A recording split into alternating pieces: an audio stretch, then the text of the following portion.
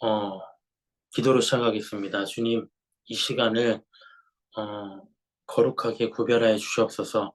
한 주간의 세상 속에서 때묻고 얼룩진 우리의 영혼을 씻어주시고 마음을 새롭게 하여서 또 주일을 맞이할 수 있도록 도와주시옵소서. 우리의 육신을 다시 정결케 하여 주시옵고 예수 그리스도의 마음으로 우리의 마음과 생각을 변화시켜 주시옵소서. 이 시간을 감사드리며 예수님의 이름으로 기도드립니다. 아멘. 오늘 누가복음이 아니네요. 자기 되면 5강입니다. 어, 제2과죠. 굉장히 천천히 나가고 있어요. 당신은 성경적으로 변화될 수 있다. 1과도 마찬가지고요. 2과도 마찬가지고 모두 다 변화할 수 있다는 소망을 우리에게 불어넣어주고 있는데요. 그 중심 주제로 말하는 것은 하나님과 예수님입니다. 그리고 성령님이죠. 그분들로 인해서 변화할 수 있다는 소망을 얘기하고 있습니다. 오늘은 두 번째 시간인데요. 지난 시간에는 우리가 죽음에 대해서 얘기를 했습니다. 죽으심을 본받으라. 그것은 실제 생명의 끊어짐을 말하는 게 아니죠.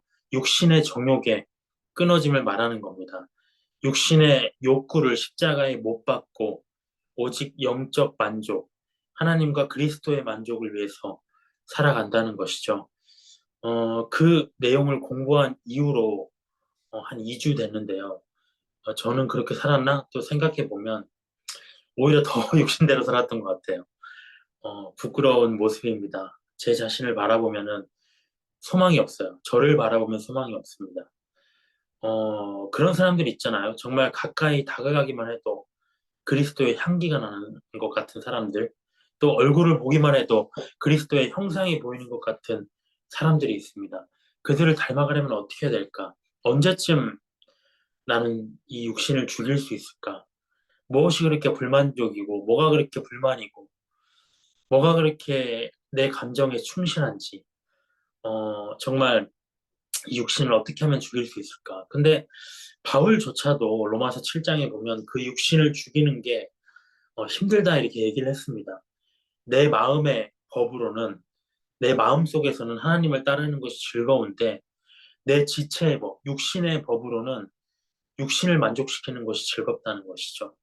이 두 가지의 어떤 법이 내 안에 둘 다 있다. 그것, 마음의 법과 지체의 법이 다 내 것이기 때문에 나는 공고한 사람이다. 이 사망의 몸에서 누가 나를 건져낼 수 있을까 이렇게 한탄을 했습니다.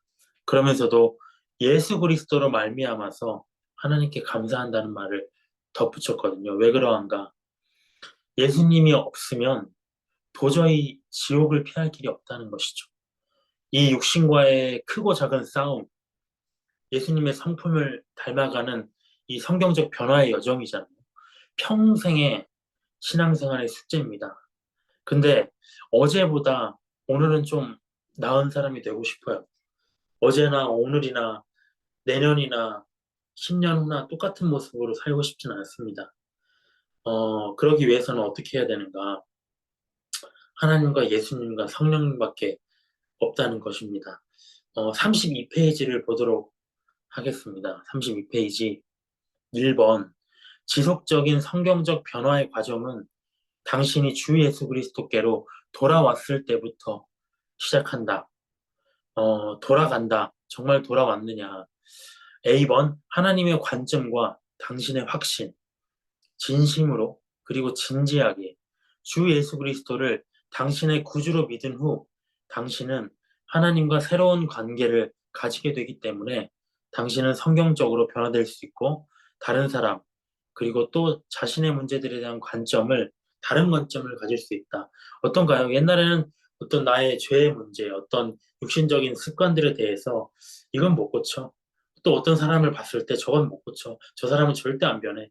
내 자신도 안 변해. 그냥 이렇게 살다 죽는 거야. 어쩔 수 없어. 난 이렇게 태어났어. 이렇게 생각을 하고 있었는데 예수님을 구주로 믿으면 구원자잖아요. 구원의 주잖아요. 그분이 우리의 문제들을 해결해 줄 수 있다는 확신을 갖기 때문에 관점이 달라진다는 것이죠. 근데 변화의 시작인 예수님을 진심으로 진지하게 믿는다. 구주로 믿는다. 이 말은 무슨 말일까요? 진심으로, 진지하게. 신앙생활은 기분 내키면 참여하고요. 기분 내키지 않으면 참여하지 않는 신앙생활이 취미생활이 아니라는 것입니다. 지면은 죽고 이기면 사는 영적 전쟁입니다. 물러설 곳이 없어요. 우리는 군사입니다. 저도 토요일, 주일날 이제 모임을 마치고 월요일날 직장에 출근하면 뭔가 다른 세계에 있는 것 같아요. 다른 내가 중요하다고 생각하지 않았던 일들을 가지고 회사에서 난리를 치고 있고요. 또 나는 거기에 장단을 맞춰야 되고 있고요. 뭐 저든 뭐 다른 직업에 있는 사람들이 다 똑같을 것 같아요. 직장 생활은. 그러다 보면 이게 현실 생활이구나. 내가 잠시 꿈을 꿨던 것 같다 하면서 바로 모두가 바뀌어 버리죠. 근데 그렇게 돼서는 안 된다는 겁니다. 내 기분에 따라서 왔다 갔다 하는 게 아니라 하나님의 나라를 바라는 그런 영적인 싸움은 어, 전쟁이라는 것이죠. 죽고 사는 문제다. 늘 그 현실 감각을 자각하고 있어야 되겠습니다. 1번, 당신은 예수 그리스도로 말미암아 믿음으로 의롭다 하심을 얻었으며 이제 더 이상 하나님의 진노 아래에 있지 않다. 요한복음 3장 36절을 읽겠습니다. 제 교환을 펴놓고 있는 걸로 알고 바로바로 제가 읽도록 하겠습니다. 요한복음 3장 36절.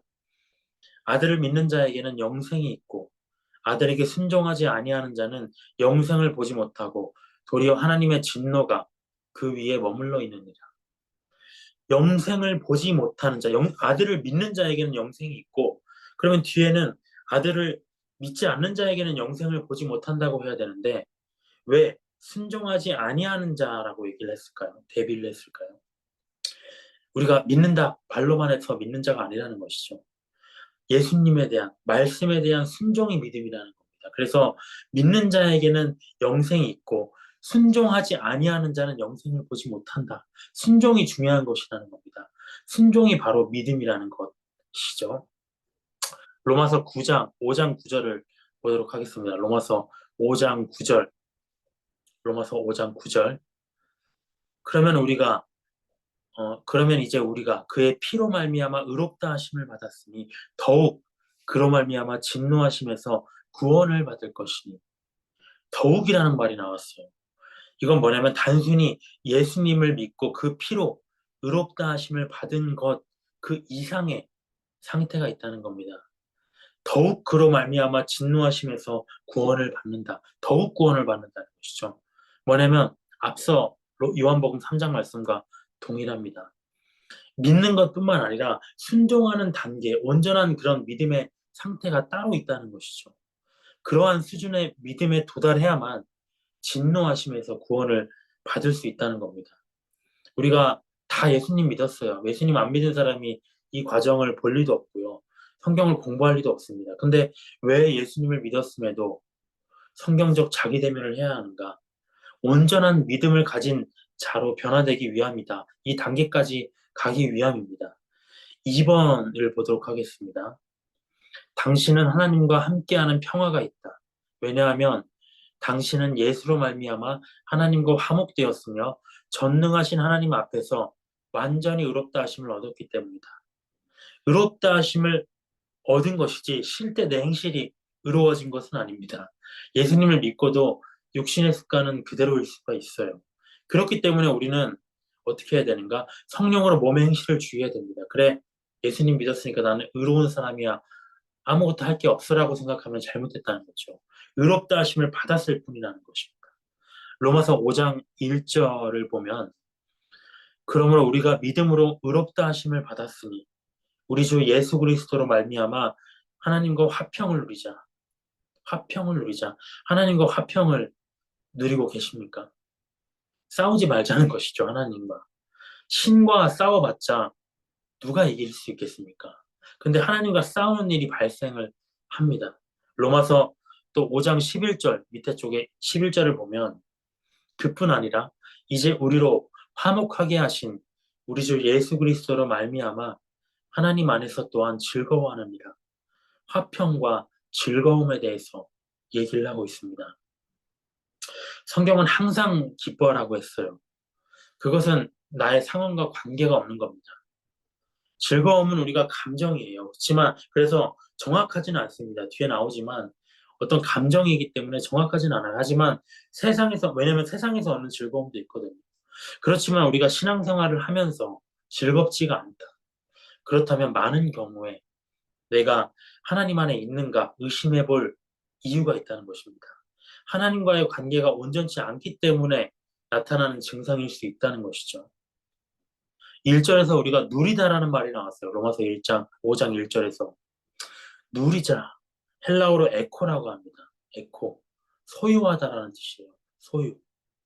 결국 그러니까 하나님과 화평을 누린다는 것은 무엇이냐? 하나님과 친밀한 관계를 소유한다는 것이죠. 그리고 그 관계에서 오는 복을 누리고 즐겁게 살아가는 것을 말합니다. 즐겁게. 친밀한 관계 속에서 하나님은 우리의 모든 생활들을 안전하게 보호해 주세요. 우리 눈에는 문제가 생긴 것 같아도 우리가 하나님 안에서 살고 있다면 하나님과 내 관계가 온전하다면 그 상황들을 다 보호하십니다. 근데 본래 우리가 죄로 인해서 하나님과 원수된 상태였거든요. 근데 예수님이라는 화목 제물로 인해서 누구보다 가까운 사이가 되었고요. 이렇게 친밀한 관계로 들어서게 됐습니다. 근데 소유한다라고 했잖아요. 이 말은 무엇이냐면 반대로 말하면 친밀한 관계를 빼앗길 수도 있다는 겁니다. 언제 우리가 다시 죄를 지었을 때 예수님을 믿은 우리가 흠없는 어린 양이잖아요. 죄 없으신 어린 양 예수님을 우리가 죄를 짓는다면 그분을 다시 죽이는 것이 된다. 그 죽인 죄를 선택했기 때문에 예수님을 누가 죽였습니까? 유대인들이 그분을 십자가에 못 박으라는 그들의 죄 때문에 죽임당한 거거든요. 근데 하나님이 그토록 혐오하시는 자기 아들을 죄로 정말 자기 아들을 내어 죽인 그 죄라는 것에 예수 그리스도의 백성들이 다시 빠져 들어간다면 얼마나 배신감을 느끼시겠습니까? 진노하실 수밖에 없다는 것이죠. 하나님과 화평을 누리는 생활과 즐거움의 생활은 빼앗길 수밖에 없다는 것입니다. 3번을 보도록 할게요. 3번. 당신은 더 이상 하나님으로부터 분리되지 않으며 하나님의 가족에게 이방인이 아니다. 당신은 하나님의 가족으로 입양되어 그리스도와 함께 상속자가 되었으며 영의 사랑의 보살핌을 받게 되었다. 영의 사랑. 에베소서 2장 12절, 13절에는 이런 말씀이 있습니다. 그때 너희는 그리스도 밖에 있었고 이스라엘 나라 밖의 사람이라. 약속의 언약들에 대하여는 외인이요 세상에서 소망도 없고 하나님도 없는 자이더니 이제는 전에 멀리 있던 너희가 그리스도 예수 안에서 그리스도의 피로 가까워졌느니라. 예수님을 믿기 전 과거에 우리는 어떻습니까? 소망이 없었어요. 소망이 없는 줄도 몰랐죠. 하나님이 없기 때문에 과거도 현재도 미래도 좋아질 일이 없습니다. 일희일비하면서 살다가 지옥으로 가는 일밖에 없다는 것이죠. 아무도 성경에서 뭐라고 합니까? 고아와 사생아로 비유합니다. 아무도 돌보지 않는 버림받은 고아, 아무에게도 환영받지 않는 사생아라는 것이죠. 근데 예수님을 믿은 우리 위치가 바뀌었습니다. 하나님이 우리를 입양하셨거든요. 예수 그리스도로 인해서. 너 죄인이기 때문에 내가 싫었는데 예수 그리스도를 내 아들을 믿는다는 그 이유 하나만으로 하나님이 우리를 양자로 들이셨습니다. 그리고 차별 없고 지극한 사랑을 우리에게 베푸셨습니다. 하나님 나라의 상속까지도 약속을 해주셨습니다. 그렇기 때문에 소망 없는 자처럼 우리가 슬퍼할 이유가 없겠죠. 소망 없는 자처럼 이 땅의 일들에 대해서 일희일비하며 살아가면 안 된다. 우리는 하나님의 가족이다. 영의 사랑을 받는 존재이다. 로마서 8장 15절에 이런 말씀이 있습니다. 너희는 다시 무서워하는 종의 영을 받지 아니하고 양자의 영을 받았으므로 우리가 아빠, 아버지라고 부르짖느니라. 아직도 기억이 나요. 제가 그 목사님과 함께 샌프란시스코 그때 성경대학이 처음 이제 유치를 하러 갔을 때 그 역사적인 현장에 동행을 하면서 이제 샌프란시스코에 갔는데 그 예배 드릴 때가 뭐 없었어요. 정해진 스케줄이 없어서. 그래서 막 찾다가 갈보리 채플이 있더라고요. 그래서 이제 목사님하고 태영 강사님하고 이렇게 같이 갔는데, 되게 젊은 목사, 30대 초반의 목사가 나왔어요. 역시 갈보리 채플. 아직도 잊을 수가 없어요. 그, 막 쿠키가 놓여져 있고요. 별다르게 진수성찬 차린 것도 아니에요. 커피도 이렇게 놓여져 있고요. 막 경치가 어마어마해요. 그, 볼 수 없는 경치예요. 거기에 언덕에 이렇게 교회 하나가 세워져 있는데, 가니까, 갈보리 채플이라고 하니까, 그, 가식으로 하는 그런 인사가 아니라 막 서로 껴안고 안아주고, 이런 교회였습니다. 들어갔는데, 아니나 다를까 찬양도 어마어마하게 좋았어요. 그리고 이제 그 목사님이 나오셔서 강의를 하는데, 그 강의가 기억나요. 다른 건 기억이 안 나는데 자기는 아빠라고 부른다는 거예요. 파파 이렇게 부른다는 거예요. 나는 하나님과 아버지와 너무 가깝다. 늘 그분과 얘기하면 즐겁고 늘 그분이 사랑스럽고 그분이 무슨 얘기를 하는지 궁금하고 그래서 나는 항상 아빠라고 부른다는 거예요. 아침에 일어나면 아빠 오늘도 하루를 주셔서 감사합니다. 그런 사람이 있더라고요. 근데 얼마나 친밀한 관계입니까? 화평을 누리는 단계를 넘어섰겠죠. 근데 우리는 종의 영을 받을 때가 많은 것 같아요. 종이 될 때가 많은 것 같아요. 이미 양자의 영은 받았지만 종의 영을 받은 게 아니라 종의 영은 이제 이미 없어졌지만 종으로 기어 들어갈 때가 많은 것 같아요. 율법 아래에 살 때는 어떻습니까? 이 명령을 하나도 지키지 못하면 죽임당할까 주인을 두려워하는 종이잖아요. 그 종의 모습을 우리가 하고 있습니다. 예수 그리스도를 믿으면서도 내가 또 죄를 지었네? 아, 나 또 죽는구나. 예수 그리스도는 이제 지워집니다. 머릿속에서. 난 이제 죽었다. 나는 끝났다. 그 벌벌 떨면서. 그게 저의 모습이에요, 사실. 그러한 종의 영 속에 살 때가 많다. 복음을 믿은 후로 우리는 아빠, 아버지를 부르는 아들이 돼야 됩니다. 우리 신실하신 아버지, 영존하시는 아버지라고 했죠. 육신의 아버지들은 우리를 화나게 할 때도 있어요. 실수할 때도 있어요. 하지만 영의 아버지는 그렇지 않습니다. 완전하십니다. 그래서 아들이 비록 잘못했을지라도 모든 것을 용서받고 용서해주고 다시 그 기회가 주어져요. 물론 채찍질도 맞죠. 너무 아프죠. 하지만 우리 육신의 아버지와는 다르다. 저도 선우가 막 이렇게 잠 안 자고 가면은 궁뎅이를 때릴 때가 있었어요. 근데 그 어린애가 막 자지러지게 울죠. 그런 아버지가 아니라는 겁니다. 보살펴 주시고 베드로전서 5장 7절을 보도록 하겠습니다.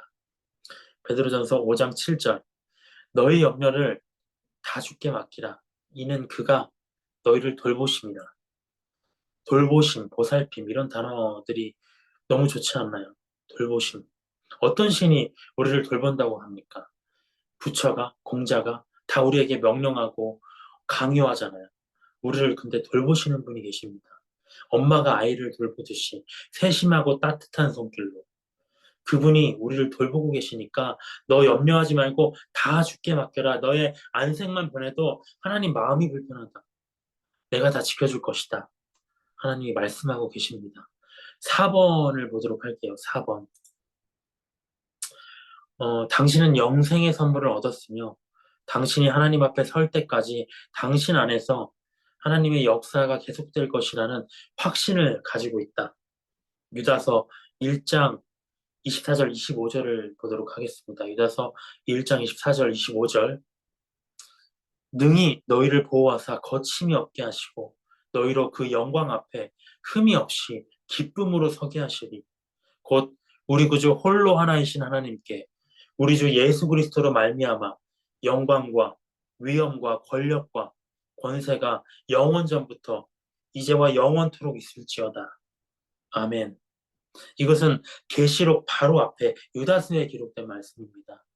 종말로 들어가기 전에 모든 성경을 정리하는 마지막 내용이에요. 마지막 구절이거든요. 그 메시지가 무엇이냐? 너희가 흠이 없게 되어야 된다는 겁니다. 흠이 없게 되어야 된다. 왜? 구원의 주 홀로 한 분이신 하나님 앞에 기쁨으로 설 날이 가까웠다는 것이죠.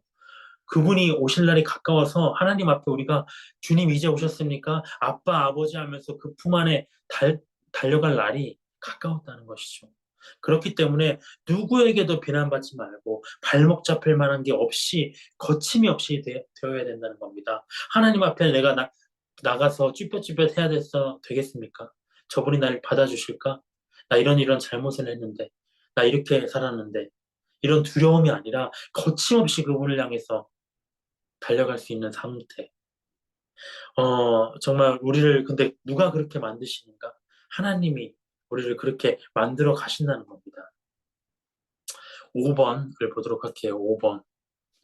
하나님이 예수를 통해 당신에게 하신 일들 때문에 당신은 삶의 어떤 상황에서든지 하나님이 당신을 도우실 것이라는 확신을 가질 수 있다. 히브리서 2장 18절을 보겠습니다. 히브리서 2장 18절을 보겠습니다. 그가 시험을 받아 고난을 당하셨은즉 시험 받는 자들을 능히 도우실 수 있느니라. 예수 그리스도께서 하신 이 고난 때문에 당하신 이 고난 때문에 하나님이 우리를 돌아보신다. 그가 시험을 받아서 고난을 당해 보셨기 때문에 시험 받는 우리를 능히 도울 수 있다고 합니다. 히브리서 4장 15절에는 또 이런 말씀이 있습니다. 우리에게 있는 대제사장은 우리의 연약함을 동정하지 못하실 리가 아니요 모든 일이 우리와 같이 똑같이 시험을 받으시니로되 죄는 없으십니다. 이 말을 반대로 하면 뭡니까? 시험은 죄 때문에 오는데 예수님만 다르다는 거예요. 예수님만 특별한 케이스지 너희가 시험을 받고 있다? 그럼 100% 죄입니다. 죄. 야고보서 1장 14절에 사람이 시험을 받는 이유가 자기 욕심에 끌려서 미혹되었기 때문이라고 합니다. 예수님을 믿는데 어려움이 다가온다. 두 가지예요. 죄인의 시험과 의인의 연단 두 가지 중에 하나입니다. 이것은 구별될 필요가 있죠. 물론 다릅니다. 죄인의 시험은 의인의 연단과 달리 징계적인 성격도 포함이 돼 있어요. 그래서 우리가 다윗에도 볼 수 있잖아요. 그렇게 회개하고 부르짖었지만 아들이 죽었거든요. 그러한 의인의 연단, 죄인의 시험 구별될 필요가 있습니다. 하지만 죄로 말미암은 시험이라 할지라도 징계라 할지라도 그 시험을 하나님의 뜻대로 무사히 통과하면 그건 연단이 돼요. 유익은 같습니다. 의인의 연단, 욥의 연단일지라도 그가 욥이 그 연단을 이겨냈을 때 또 죄인의 다윗의 어떤 그런 시험의 징계라도 그가 회개하고 하나님 앞으로 돌아왔을 때 그 결말은 어떻습니까? 똑같아질 수 있다. 그래서 어, 오늘 예수님은 그래서 십자가 위에서 시험을 당하셨거든요. 그러면 왜 시험을 당하셨는가? 죄로 인한 우리의 시험에 달리 의인의 연단이에요. 그분은 의인의 연단. 그렇지만 이건 본질적으로 우리의 시험과 비슷합니다. 죄의 징계와 근데 연단을 받으신 예수님이 시험을 받는 우리를 동정하고 도우실 수 있다는 것이죠. 왜냐하면 본질적으로 그게 유사하기 때문에 우리에게는 시험도 때로는 연단도 고난이 없었으면 좋겠어요. 그렇지만 왜 사람이 또 고난을 당합니까? 사람의 욕심은 끝이 없거든요. 같은 실수를 반복합니다. 날씨와 같아요. 인생의 위기가 그래서 그치지가 않습니다. 하지만 결론은 똑같습니다. 결론은 한 가지밖에 없습니다. 어떻게든 살아남아서 정금 같은 믿음을 내야 된다는 것이죠. 그것을 내지 않으면 실패자로 돌아갑니다. 의인의 연단일지라도 우리가 그 안에서 정금을 만들어내지 못하면 실패로 돌아가는 것이고 시험의 죄의 징계일지라도 우리가 그 속에서 회개하고 다시 하나님의 방법대로 돌아오지 않으면 정금 같은 믿음을 내지 않으면 믿음에서 떨어져 나간다는 겁니다. 결말은 똑같습니다. 6번을 보도록 하겠습니다. 6번. 하나님의 자녀로서 당신은 새로운 피조물이 되었다. 당신은 더 이상 죄에게 종노릇할 필요가 없고 다만 의의 종이 되어야 한다. 당신은 주님과 다른 사람들을 섬기기 위하여 노임을 받았다. 다른 사람들을 섬기는 선을 행할 때이다. 거기에 전력을 다해야 될 때이다. 언제까지 죄와 악이 다툼할 시간이 있느냐? 주님이 어, 참 은혜를 주셔서 이렇게 매주 이번 주도 또 만날 수 있게 되었고요. 다음 주도 나오신다고 하고요. 이렇게 장애인 가족분들이 계속 함께 모임을 갖게 되고 있어요. 근데 뭐라고 해야 될까요? 음, 두려움? 어떻게 해야 되지? 주님, 너무나 갑작스럽게 이렇게 이 생각지도 못한 영혼들이 천진난만하게 오시는데 이분들에게 어떻게 해야 되는지 가르침을 받아보지 못한 것 같아요. 너무나 성경을 잘 알고 어느 정도 배운 사람들에게 가르치는 거는 잘 알겠는데 예수 그리스도를 처음 믿는 사람들이잖아요. 그분에게 어떻게 복음을 전달해야 되는가 두렵습니다, 정말. 근데 그러한 고민을 하고, 정말 우리가 매주 또 영광제도 그렇고, 태영 간사님도 그렇고, 또 은혜자매도 그렇고, 계속 또 섬겨주시고 계시거든요. 정신이 없어요.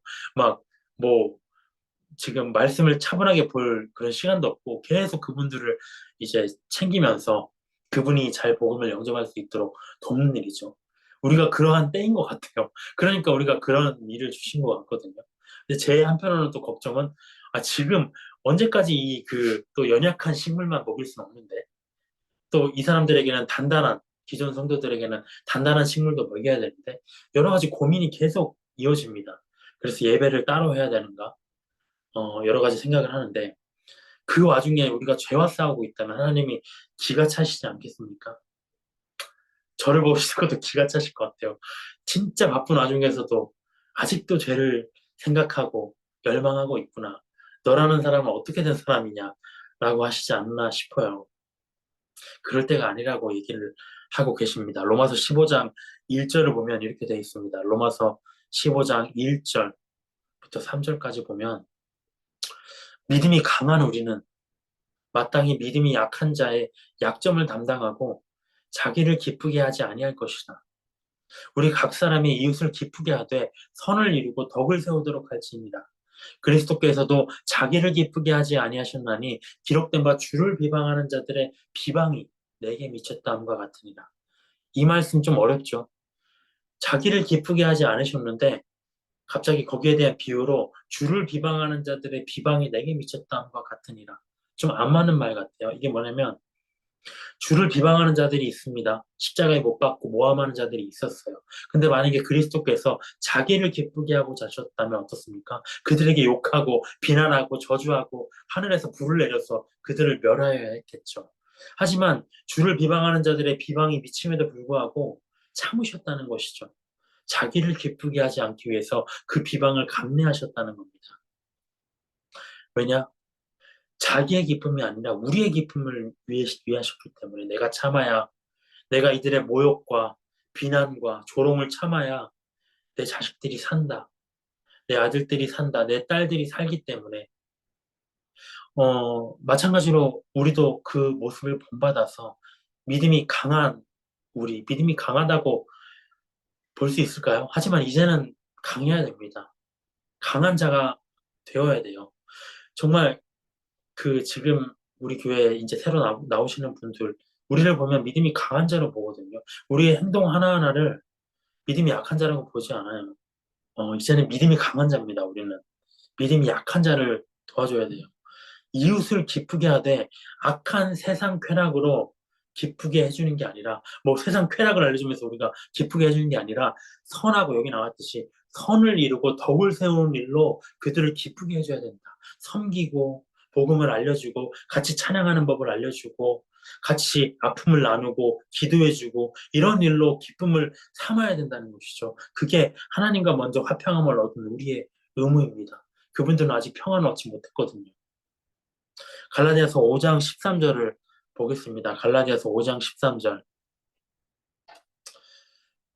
형제들아, 너희가 자유를 위하여 부르심을 입었으나, 그러나 그 자유로 육체의 기회를 삼지 말고, 오직 사랑으로 서로 종노릇하라. 복음의 내용들을 우리가 쭉 보면 알 수 있지만, 다 똑같아요. 다 똑같은 말씀입니다. 육체, 지체, 너희 육신의 정욕, 그거와 싸움이거든요. 싸움이 다른 게 없습니다. 예수님을 믿기 전에 우리는 자유롭게 살았다고 생각이 들잖아요. 지금 예수님 믿고 난 다음에 술도 못 먹고 나쁜 짓도 못 하고 막 그렇게 살고 있다고 생각하는데 주일에는 교회 가야 되고 제가 자유롭지 못하다고 생각해요. 하지만 우리가 과거를 돌이켜 볼까요? 우리가 자유롭게 살았지만 우리 마음은 어떻습니까? 항상 뭔가에 매여 있었어요. 저는 그랬습니다. 막 술 먹고 흥청망청 육신의 정욕대로 살아갔지만 정말 술에 취해서 한 번은 그 7km, 8km 되는 종로에서 미아동까지를 걸어가면서 와, 이게 인생이 왜 이러지? 다른 사람들 제가 다 모았죠. 아니 형제들이래. 이 교회 퇴근 시간만 되면 사람들 다 모읍니다. 퇴근할 사람들. 오늘 술 먹을 사람 번개 사무실에서 그래서 만나가지고 술 먹어요. 근데 그들이 매일 먹을 수 없잖아요. 그래서 제가 술을 사줍니다. 그때 제 돈을 다 썼어요. 다 사주면서 먹이면서 너무 즐거워요. 그냥 외로우니까. 그런데 12시만 되면 어떻습니까? 그들은 우리 조직은 빨리 결혼하는 스타일이기 때문에 다 가요. 아빠 어디야? 전화 오고요. 갑니다. 아무리 늦어도 12시, 1시면 다 가요. 아무리 붙잡아도. 그러면 이제 만취해가지고 혼자 12시 반, 1시에 차도 끊기고 뭐 그냥 너무 우울해서 걸어가는 거예요. 도착하면 4시예요. 다음날 넘어가지고. 자유롭지가 않았어요. 죄에 얽매여져 있었습니다. 우리가 추구하는 것들이 다 죄와 관련된 것들에 종이 된 상태로 있었거든요. 자유롭다고 생각했지만. 근데 예수님을 믿은 후에 우리는 죄에서 자유롭게 되어서 무엇이든지 할 수 있는 자유를 얻었습니다. 우리도 느끼잖아요. 우리가 무엇을 하든지 간에 어디를 가서 즐기든지 간에 우리 마음은 안전함과 평안함을 느낍니다. 하지만 문제는 뭐냐면 우리가 그 자유로 선이 아니라 다시 악을 행하는데 자꾸 쓰려 한다는 거예요. 그래서 성경이 뭐라고 하느냐? 너희 그 자유를 육체의 만족을 위한 기회로 삼지 말아야 된다.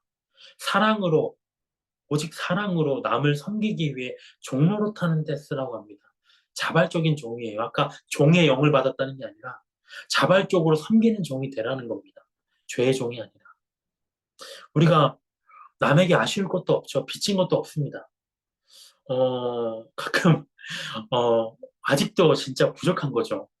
우리 교회 오시는 분들을 막 섬기면서 현타가 오죠. 막 어제는 지난주에는 막 그분들을 모시고 석촌호수 갔다가 예배 끝나고 석촌호수 갔다가 그분들이 이제 뭐 카페나 이런 데 가서 좀 쉬고 싶다고 했는데 차지로 막 1시간, 2시간을 너무 사람이 많아가지고 가는 곳마다 다 만실이에요. 카페들이.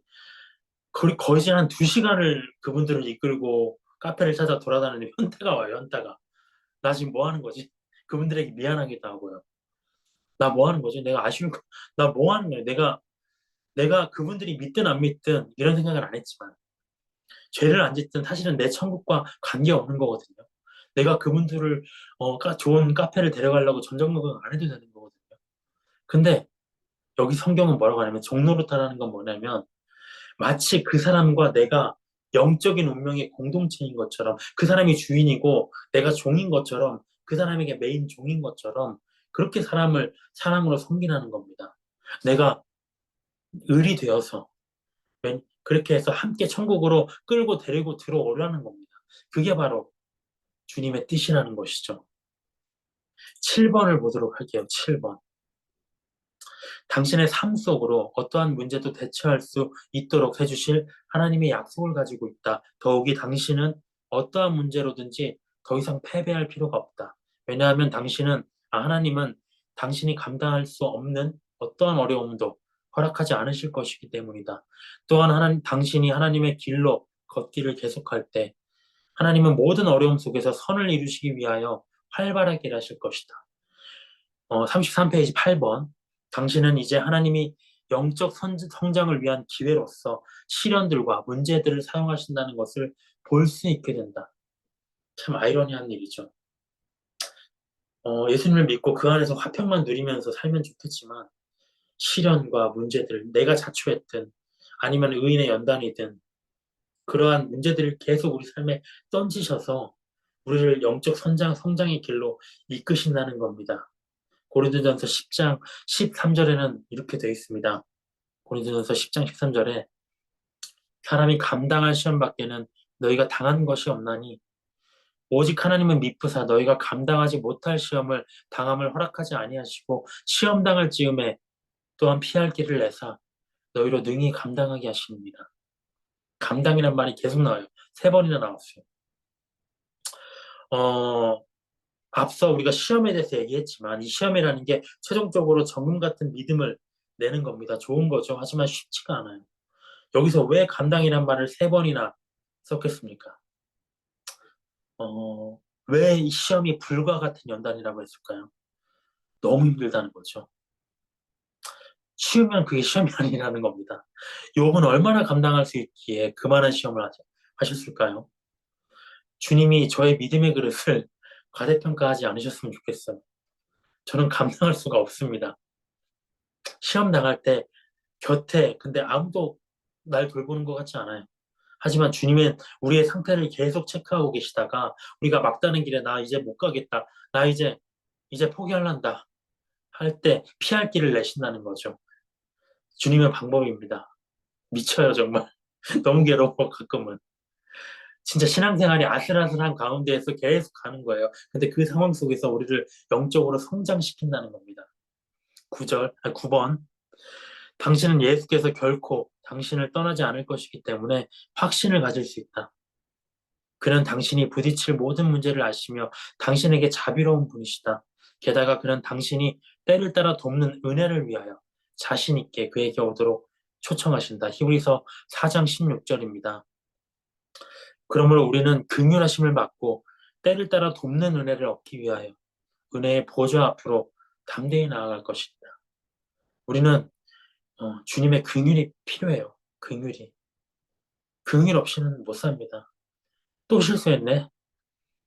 사무실에서도 한마디 했다가 또 잘못했구나. 또 어떤 사람에 대해서 얘기를 했다가 이 또 실수했구나. 어떤 죄 속에서 연루될 때마다 또 주님의 긍휼 없이는 우리 살 수가 없습니다. 돕는 은혜가 한 번만 필요한 게 아니에요. 때를 따라 계속 필요합니다. 수시로. 그러나 우리는 주님의 자녀임에도 우리가 은혜의 보좌 앞으로 담대히 나가지 못할 때가 많아요. 쭈뼛쭈뼛 걸을 때가. 왜 그러냐? 죄 때문에 그렇죠. 염치가 없으니까요. 그럼에도 어떡합니까? 나는 하나님밖에 없고, 하나님은 이미 예수 그리스도로 인해서 내 아버지가 되셨거든요. 하나님이 택하셨잖아요. 저를 아시잖아요. 그래서 어려움을 만날 때마다 그분의 옷자락에 매달릴 수밖에 없습니다. 그분의 옷자락에만 매달려야 됩니다. 자신 있게 그에게 가야 되겠죠. 자신 없을지라도. 최소한 뒷걸음질 쳐서는 안 되겠습니다. 오늘의 내용들을 살펴봤습니다. 어떠신가요? 하나님과 함께하는 매일매일이 기쁘고 설레고 즐거운 시간들을 보내고 계시나요? 예수님 뭐라고 하셨냐면 내게로 와서 생수를 마시다 이렇게 얘기하셨잖아요. 우리가 예수님 안에서 살아간다면 우리의 마음이 한 여름에 한낮의 더위 가운데에서 시원한 냉수 한 잔을 먹은 것처럼 시원해야 됩니다. 매일매일 생수를 마셔라. 영원히 목마르지 않을 것이다. 근데 우리가 사는 삶은 어떻습니까? 하루하루가 갈급해요. 모래사막을 가는 것 같고요. 뻘밭을 걷는 것 같고요. 척박하고 힘이 듭니다. 죄 때문에 매일 혼나고요. 벌을 받고 그렇게 신앙생활을 해나가는 사람도 있습니다. 제가 아까 뭐 카톡방 얘기도 했지만 저도 마찬가지고요. 그 방에 있는 모든 사람들이 우리가 다 그런 사람이죠. 근데 어찌됐거나 예수님을 믿는 사람의 인생은 하나님의 손에서 벗어날 수가 없습니다. 내일 욥기에서 나오지만 하나님께 둘러싸여 있다고 욥이 고백하거든요. 하나님이 내 인생을 둘러싸서 정말 옴짝달싹 못하는 상황. 또 히브리서 말씀에는 이런 말씀이 있어요. 하나님의 손에 빠져들어갈진저라는 말이 있습니다. 우리 형제 자매들 또 우리들 중에 그러한 자들이 있다면 우리 가족 중에 또 그러한 자들이 있다면 긍휼히 여겨 주십시오. 불 가운데 있는 자들이 보이면 끌어내 주십시오. 사랑은 수고거든요. 하나님과 화평을 누리고 싶지만 누가 하나님과 다투고 싶겠습니까? 인생이 근데 갈수록 꼬이고요. 정말 말은 못해도 죽고 싶을 만큼 괴로운 사람도 있습니다. 그들을 위해서 성령의 충만함을 위해서 기도해 주십시오. 죄로부터 아득하게 멀어지고요. 하나님 안에서 화평을 누리고 즐거움을 누리는 저와 또 여러분들의 삶이 되시기를 기도하겠습니다. 기도로 마치겠습니다. 주님, 음, 주님과 늘 화평을 누리고 싶고 주님이 주시는 모든 것들 안에서 즐거움을 누리고 살고 싶습니다. 하지만 우리의 연약함 때문에, 완악함 때문에 늘 죄로 연루될 때가 많습니다. 주님, 우리가 얼마나 미우신가요? 주님, 우리가 얼마나 정말 얄미우신가요? 그럼에도 불구하고 우리는 긍휼을 구합니다. 주님의 손길이 우리를 버리지 않으시기를 원합니다. 부디 감당할 시험만을 주시고 또 한 번 용서하시고 또 한 번 기회를 주시고 부족한 우리의 인생에 힘이 되어 주시고 주님의 나라에 이를 때까지 우리를 세상에서 가장 불쌍한 자로 여겨 주시옵소서. 우리가 어제보다는 나아지겠습니다. 오늘보다는 내일 더 나아지겠습니다. 형제들을 위해서 살아가는 자들이 되겠습니다. 우리가 가진 작은 사랑을 늘리고 늘려서 어려운 자들에게 베푸는 자들이 되겠습니다. 우리를 지켜주시옵소서. 성령 충만한 가운데로 이끌어 주시옵소서. 이 시간을 감사드리며 예수 그리스도 이름으로 기도드렸습니다. 아멘.